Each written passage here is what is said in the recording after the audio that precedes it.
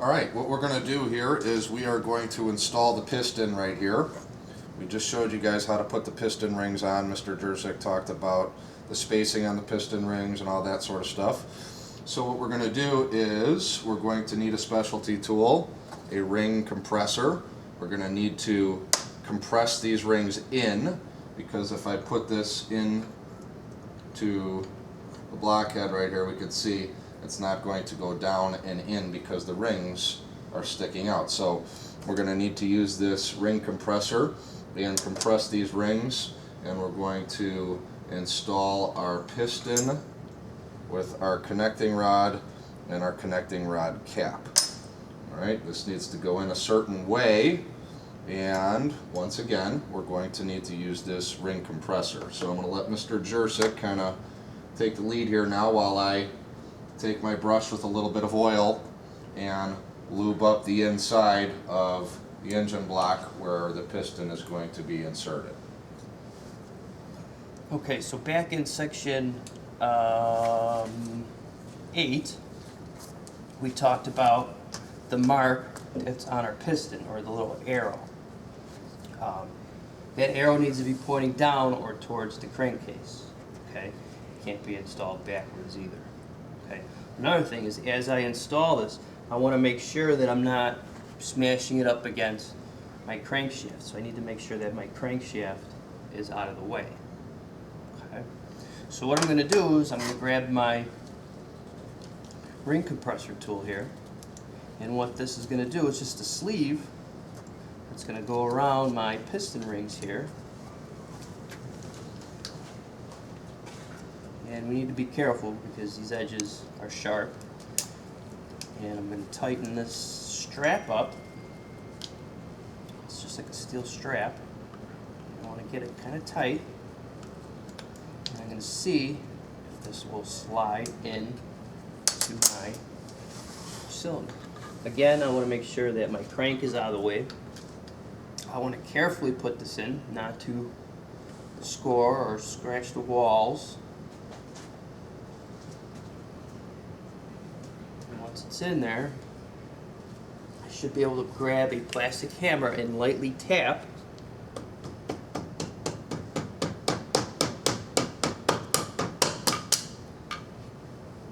my cylinder and see how it slides in. Okay. Next, is I want to make sure, again, I'm not damaging the crank, and it needs to connect my crankshaft just right.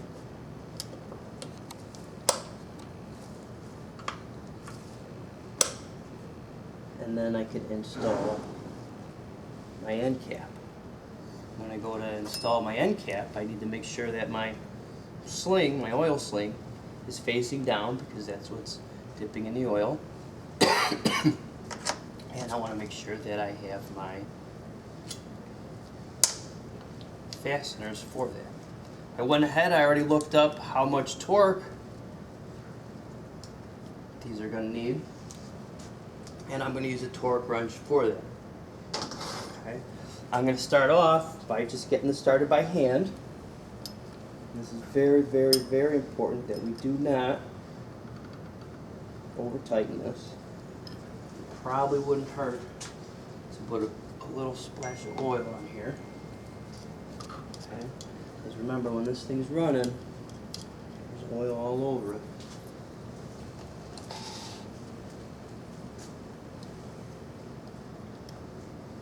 So, end cap here.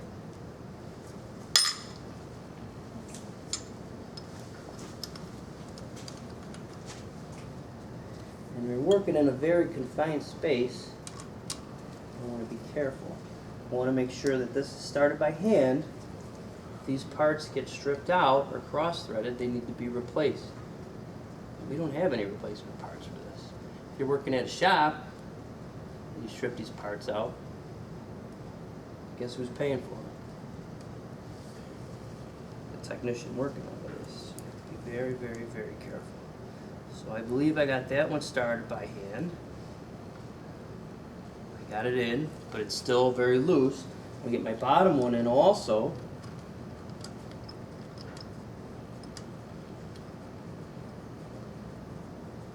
And I can feel that that one threaded in right.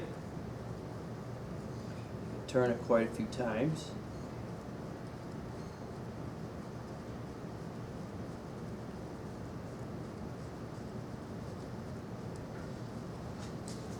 Take your time here, guys.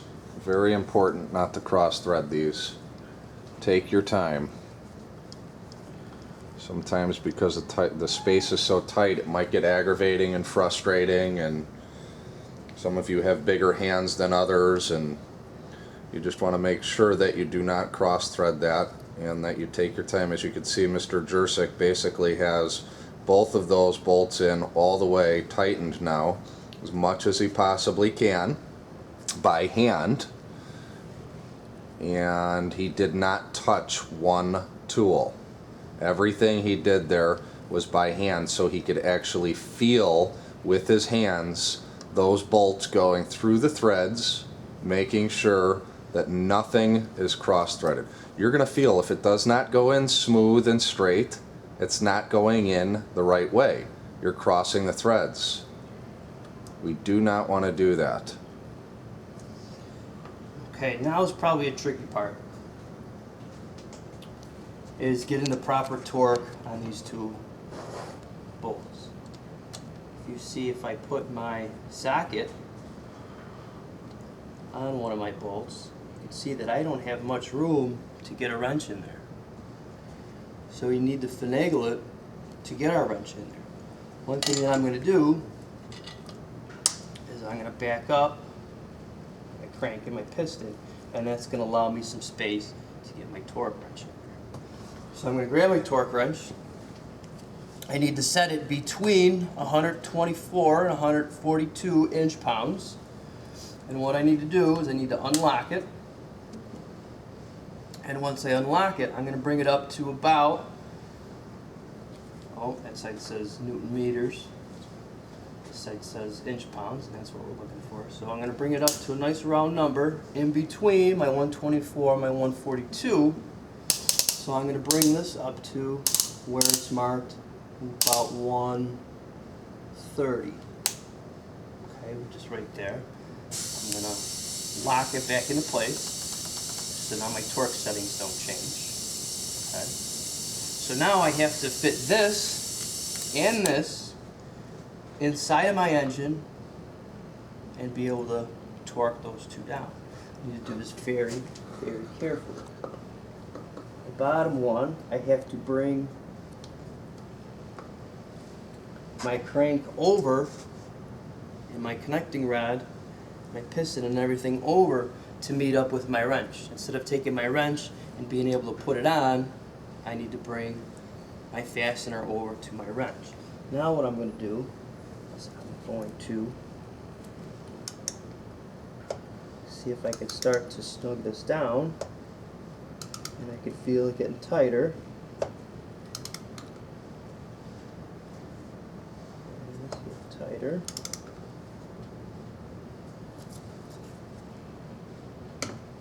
And you can see that's my torque setting. When I push down far enough, my wrench breaks a little bit, or it slips a little bit. My bolt's not turning, but my torque wrench kind of cracks a little bit. It flexes a little bit. That's how I know I'm at that right torque setting. Okay. I want to try and do the same thing for my top one. Again, need to turn my piston, my crank. This one's a little bit more difficult to see. Let's see if I can do the other side here. Again.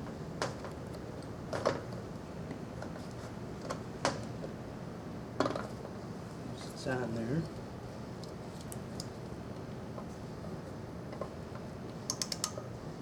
Very, very carefully. I'm going to tighten this one down. Very careful.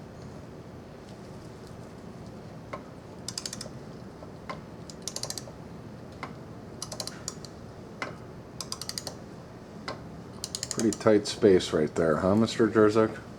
Okay, again, it's getting tighter, it's getting tighter, it's getting tighter, it's getting tighter.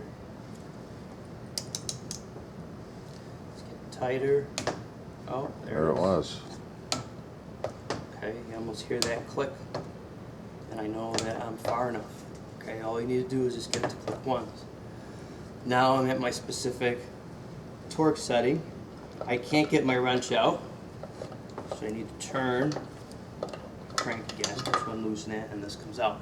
Don't force any of this, okay? It's not coming out easy. You just need to take your time and move stuff around. Okay. Now that I got that torque down, I want to make sure that this moves freely again. Actually, I believe it turns this way. And See that piston moving, Mr. Jurzik. everything seems to be in operating order so far. Narrow down so I know it's in the right spot. Everything's turning nice and easy.